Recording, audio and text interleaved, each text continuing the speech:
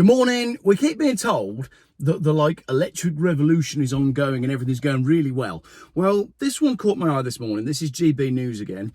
Britain's failed to back e-bikes as uptake of green vehicles falls to the lowest level across Europe. GB News, once again, trying to make it seem like we are lagging behind the rest of Europe. I'm going to get into that in a minute, but let's take a quick look at the article. The number of Britons switching to electric bikes has fallen dramatically behind European standards, with fresh data warning that the UK could be moving away from greener vehicles. I'm in a greener vehicle today. Here's a photo of it. It's quite green, actually.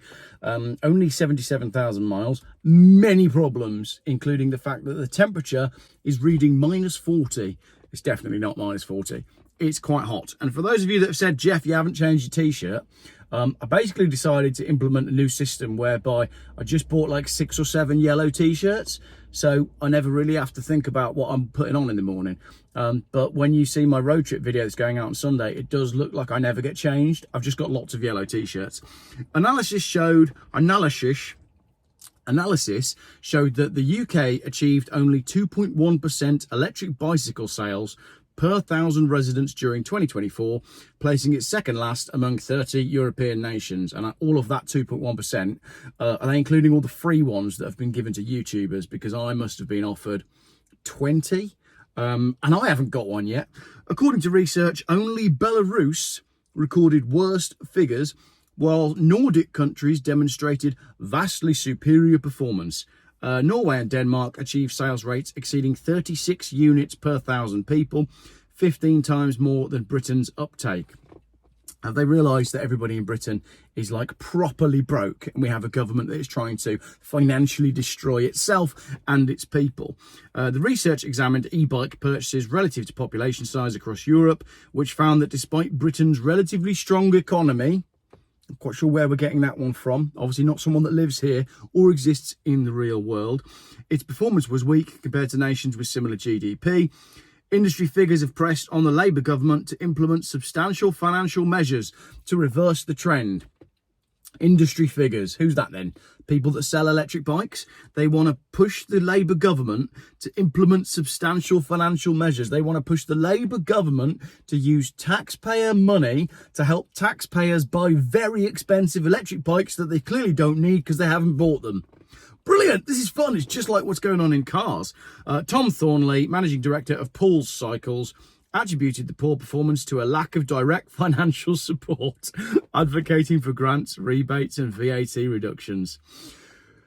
It's funny, isn't it, the world we live in today? When I worked in mobile phone sales all those years ago, I was taught by someone who was teaching me how to sell that a product that you try to sell on its price alone is a poor product. A product should not compete purely on its price. It should compete on the benefits of the product itself. So what we're saying is all of these electrical cars are only capable of competing when it comes down to price. If a product needs the government to step in and help pay for it, then it's not selling on its merits, is it?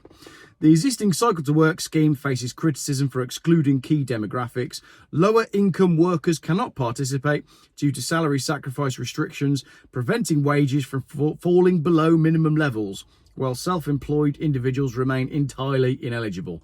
That's the system where the government will help you buy a bike before the money comes out of your tax packet.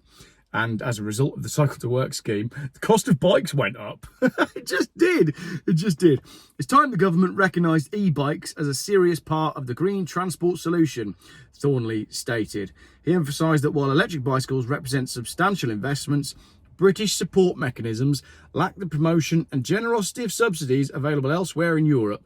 Meanwhile, across Europe, it demonstrated how targeted financial interventions, paying for them, for people to get them to buy them because they don't want them, can transform electric bicycle adoption.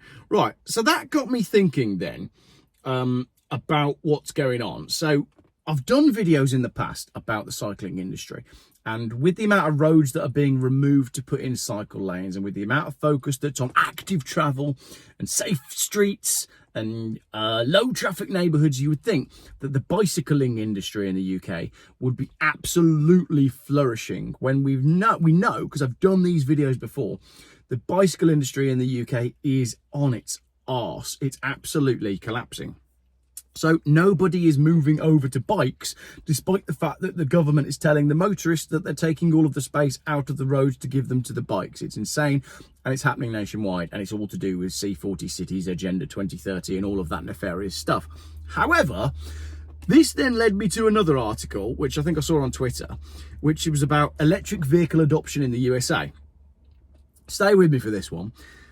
While electric vehicle adoption in the US has seen some growth, it's still relatively low compared to other regions and faces challenges in achieving widespread uptake. Okay, so we've got low EV uptake in America, right? What about Europe then? Because there's another article that comes up that says, Britain, we know that we're lagging behind in buying electric bikes. We're also lagging behind in buying electric cars. And there's an article here that says that the UK is falling behind Europe in its rate of adoption for electrical vehicles. So then you think, hang on a minute then, who's doing better than us? So I had a quick Google of, what did I Google? List of European countries by GDP, right? AI overview. Here's a list of the European countries ranked by their GDP. Germany, United Kingdom, France, Italy, and Spain. So then what I Googled was Germany low EV uptake. And the AI overview says Germany's electric vehicle markets experienced a significant slowdown in sales, particularly after the withdrawal of the purchase subsidies. While EV sales initially grew, reaching 500,000 new registrations in a single year, the removal of subsidies caused a noticeable dip in demand. So, Germany, decrease in EV demand. Well, what about France then? So I Googled France low EV uptake just to see if there was anything on that as well.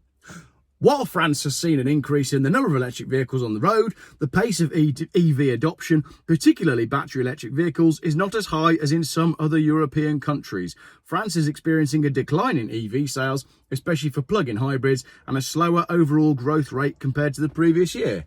So that's the UK, Germany and France. Well, what about Switzerland? They're wealthy. While Switzerland is often lauded for its EV-friendly environment, its electric vehicle uptake, particularly for battery electric vehicles, has been relatively low to some other European countries.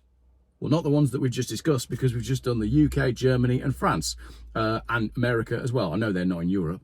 So then we think, well, what about Spain? How's things going in Spain? So I Googled it. Historically, Spain has lagged behind other major European markets in electric vehicle uptake, although recent data suggests significant growth in the Spanish EV market in 2025. So Spain's not doing so well either. What about Italy? Let's Google that one as well. Italy's electric vehicle uptake Italy's electric vehicle market faces a challenge with low uptake, particularly compared to other major European markets. Well, hang on. If all of the major European markets are suffering very low uptake, and each country is saying that our uptake is not as good as one of the other countries, but every country's saying the same thing, then where are they actually selling and selling well? In the media. Right, so that's that. I just thought that was all quite hilarious. Now let's talk about watches. It's getting very hot in here as well. It's not -40 as per the car. It's very warm. This is my Vostok watch that I showed you the other day. And where's the camera? There. If you watched my video about this watch the other day, I said, can you email me if you know anything about it? Steve, who actually restored this car, sent me a link to a fantastic website, which is mroatman.wixsite.com. Not an advert for Wix, but if Wix are watching and want to pay me to make YouTube videos, I will. This website is brilliant, and it lists all the different designs of the Vostok watches over the years, but I couldn't find the specific design of mine. So I emailed the owner of the website and I got this back. Hi, nice watch. This is a classic Vostok from the 1980s, strong and reliable movement. I found a close match in the 1983 catalogue. Shown is model 953532, but yours has a chromed brass case, not gold plated as per the catalogue, so would be 951532. 951532, not 953532, and it looks fully authentic to my eye. Enjoy your little piece of history. Dash. Thank you very much for emailing me about the watch. I appreciate that. Your website is absolutely brilliant. And I think that's going to conclude this video because it is incredibly hot at -40. Thank you very much for watching.